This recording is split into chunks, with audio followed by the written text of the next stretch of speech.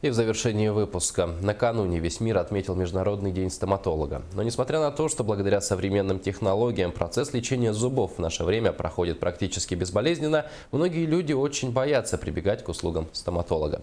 О методах лечения и о стоматологической поликлинике, которая работает в городе Нерюнгри с 1982 года, расскажет Галина Якимчак.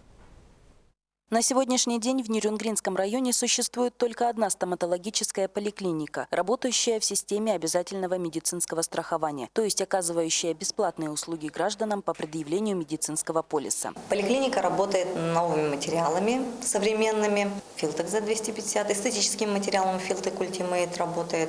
Потом современными анестетиками работает у нас поликлиника. В связи с нехваткой в Южной Якутии врачей с некоторыми специализациями, в нерюнгринскую стоматологию обращаются пациенты, проживающие и за пределами Нерюнгринского района. У нас имеется один специалист на весь Нерюнгринский район. Это Гончаренко Марина Ивановна, врач-ортодонт, который оказывает ортодонтические услуги только в этом городе. К ней едут пациенты с Алданского района, Стамота, Енгра, то есть обслуживаются все здесь у нас. Взрослое детское и ортопедическое отделение клиники обслуживают 83 специалиста медицинского персонала. Из них 22 врача высшей и первой категории. Коллектив учреждения, существующего уже более трети века, стремится работать, соответствуя современным требованиям. В течение 35 лет уже я сколько лечусь и всегда мне очень нравится. Остается отметить только то, что стоматологическая поликлиника города Нерюнгри оказывает и платные услуги. Однако они касаются только использования импортных лекарственных препаратов. Галина Якимчак, Семен Амосов, НВК «Саха», Нерюнгри.